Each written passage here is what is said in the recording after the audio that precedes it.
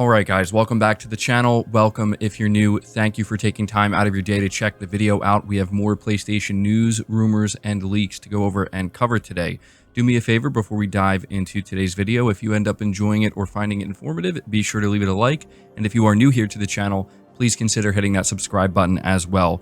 We're starting here with Digital Foundry chiming in and giving their thoughts on the PlayStation 5 Pro, specifically how it compares to PC. This is obviously something that a lot of people are very interested in because, as we know, the price of the PS5 Pro is extremely high. And so naturally, knowing that PC gaming is more versatile but can also be more expensive because of that, people are wondering how the Pro stacks up.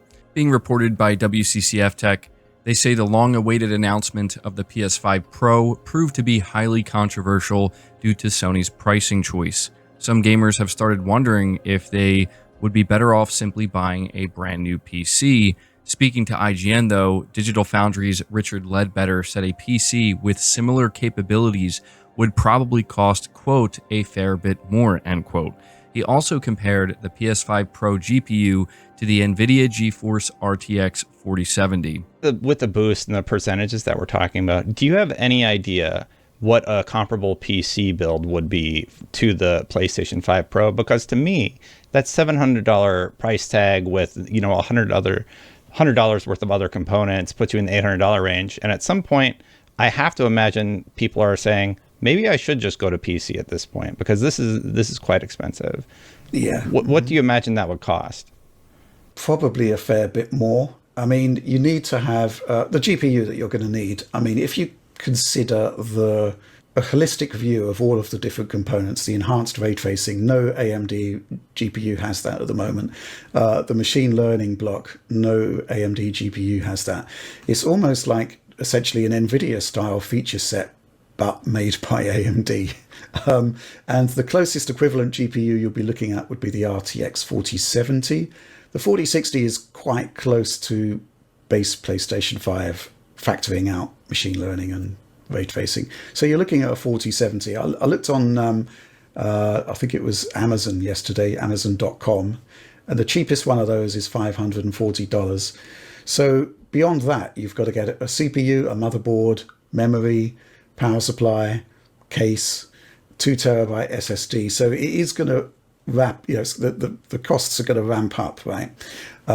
Then you have your mitigating factors, which is that you aren't paying however many dollars per year for the glorious honor of being able to play online and have cloud saves. So you've got to kind of, you know, maybe sort of amortize costs over the year to get a proper idea of what the actual comparison is. I do think maybe, though, we might be slightly missing the point, because if you consider what the PS5 Pro is, it's a machine that's designed, I don't think it's for new owners, right? It's for people that have got a PlayStation 5, but they've got the disposable income to have a better PlayStation 5. And I think that these guys are going to have an existing library of PS4 and PS5 titles.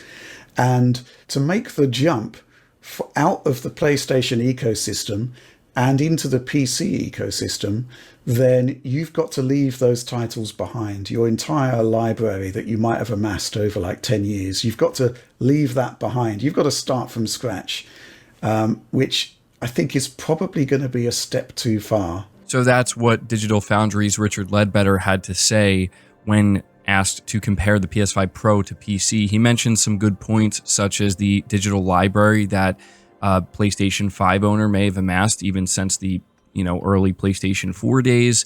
And he also mentions things like paying to play online through PlayStation Plus. But all in all, he does make it clear that it would be more expensive to go to PC and get the equivalent of what the PS5 Pro will offer. However, when I see people making these comparisons, they are quick to bring up the fact that PC can be used for many other things outside of gaming. It just has a lot more utility in that way. So at the end of the day, it's up to the individual to weigh out their options here. But before we move on, I do also want to say that during a time like this, when everybody and their mother is chiming in and giving their opinion on the PS5 Pro, especially when comparing it to a equivalent PC build, Richard Ledbetter is an expert in this field and somebody that I think is worth paying attention to and hearing what they have to say here. But there you go. I wanted to relay the information. Now we are going to move on to the next topic here, which has to do with a significant PlayStation 5 Pro leak. We actually have the first leaked benchmarks. This is courtesy of Moore's Law is Dead.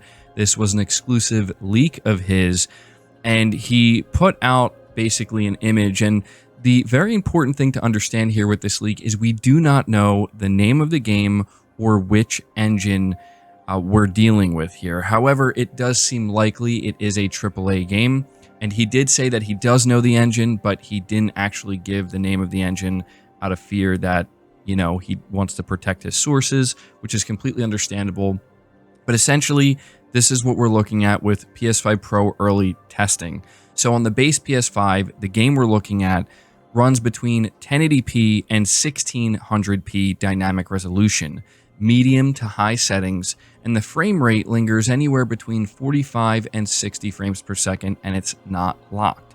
So this game enhanced on the PS5 Pro brought it up to between 1600p and 2160p dynamic resolution, not using PSSR or PlayStation Super Spectral Resolution. I think that's very important to highlight. That's just the raw boost to the resolution. All settings for this game were set to max, and it locked at 60 frames per second with no frame drops. And the developer even said that because of this, they're looking into a potential 4K 120 hertz mode. Now, again, for as good as this does sound, at least in my opinion, it sounds like a pretty significant boost here.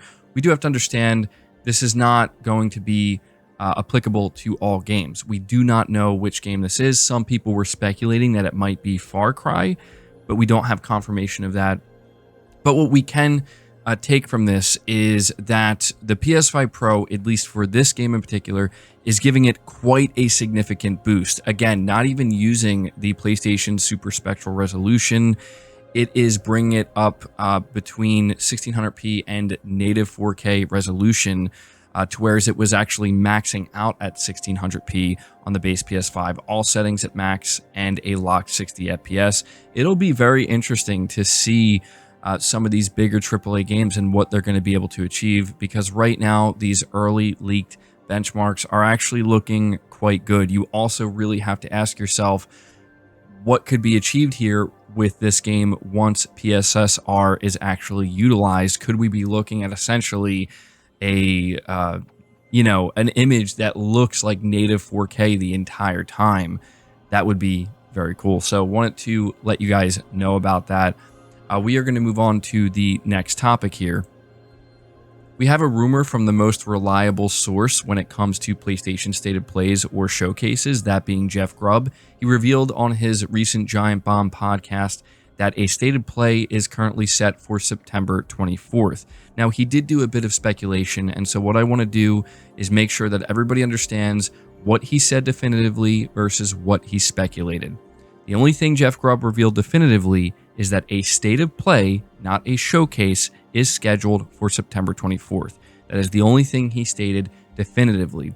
What he went on to speculate, as in it might happen, it might not, is whether or not there will be any first-party reveals. He seems to speculate that because it's not a showcase, he's not expecting any first-party reveals, and then goes on to say that because we are getting a state of play in September and not a showcase, he thinks there's not going to be a showcase later in the year. Again, this is speculation. He makes it clear he does not know, and obviously I assume he will update everybody when he, or if he does find out.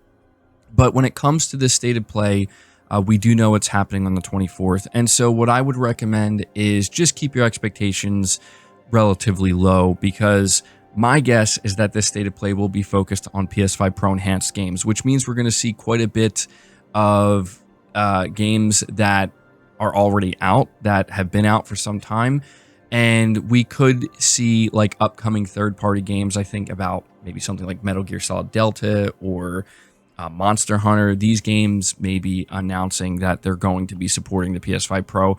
Obviously, I feel like we should expect some new game announcements. It would be pretty wild to have a state of play and not have any new game announcements. But when it comes to PlayStation Studios specifically, I'm not holding my breath. I really don't know what to expect at this point.